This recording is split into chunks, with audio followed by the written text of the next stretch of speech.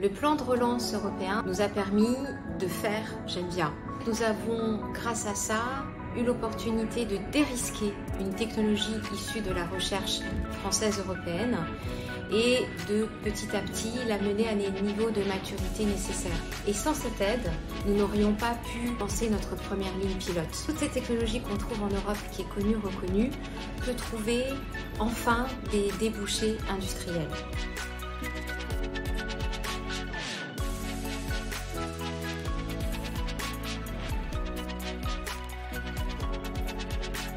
Genvia est une entreprise qui produit des électrolyseurs haute température. C'est-à-dire que Genvia s'attelle à la partie production de l'hydrogène et est un équipementier de l'hydrogène.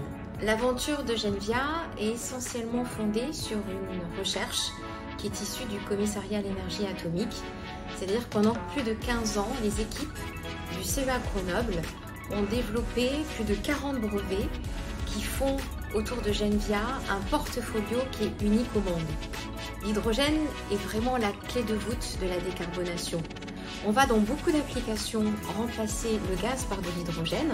L'intérêt de Genvia, c'est au-delà de son fonctionnement unique à haute température, c'est de pouvoir s'intégrer, se coupler avec tout un tas de procédés qu'on va trouver dans l'industrie. On peut attendre plus de 30% de rendement en plus par rapport aux technologies conventionnelles en s'intégrant complètement dans un process d'une aciérie, d'une cimenterie ou d'une chimie.